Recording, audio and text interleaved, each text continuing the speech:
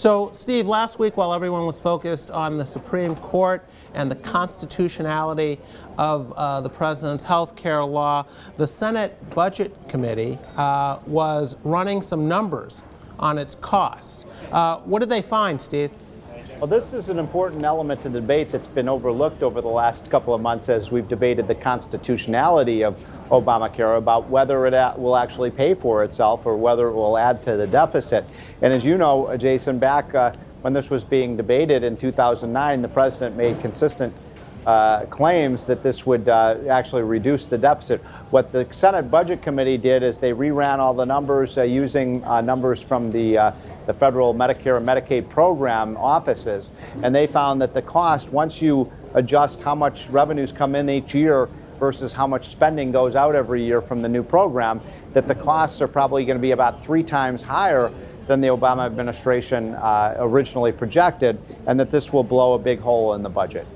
So what argument has the administration made that Obamacare would be a money saver, Steve? I mean, are they using math different from what we were taught in school? Well, they finagled the numbers, Jason. For example, this sort of came out during the debate, but now it's resurfacing, is that they used 10 years of revenues and 7 years of spending and said, see, look, over 10 years this pays for itself. Well, that's true because the revenues in those years outpaced the spending. But what the Senate Budget Committee did, it says, let's compare apples with apples and oranges with oranges. Let's look at the 10 years of spending versus the 10 years of revenues. There's where they found, Jason, the big mismatch and the fact that this actually makes the deficit worse. And of course, that deficit problem gets worse and worse every year. In fact, one of the things they found, interestingly enough, was that the unfunded cost of this program over the next 20 to 30 years is actually bigger than the unfunded liability of Medicare, which is already in the trillions of dollars. What are some of the big cost drivers in the new health care law? Is it the people who will be added to Medicaid? Yeah, that's probably the biggest cost driver, is that somewhere between 15 and 20 million people will be put into the Medicaid system over the next several years.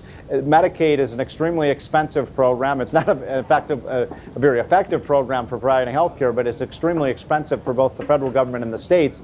You can't do that for free. You can't put 18 to 20 million people on the Medicaid rolls and expect to save money.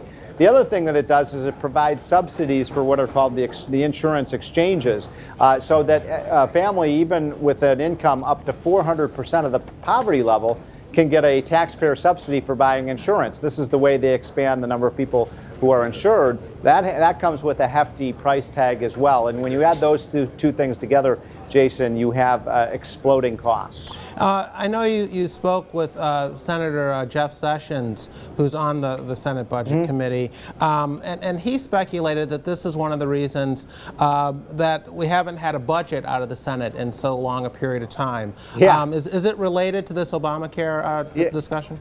This was an interesting point that he made. Is, you know, I've asked him many times, why is it that the Senate Democrats, Harry Reid, won't bring a budget to the floor for a vote? And he speculated that one of the things that Senate Democrats are very nervous of is having to have a revote on whether we should fund Obamacare. Obamacare is very unpopular. It has 60 to 40% unpopularity. And so his speculation, a lot of those Democrats, Jason, in some of those swing states like Missouri and states like Montana, they don't want to have to take a vote again on Obamacare. And the way to avoid that is simply to have no budget at all. Okay, well, we're going to leave it there, Steve. Thank you for joining us. All right, thank you, Jason.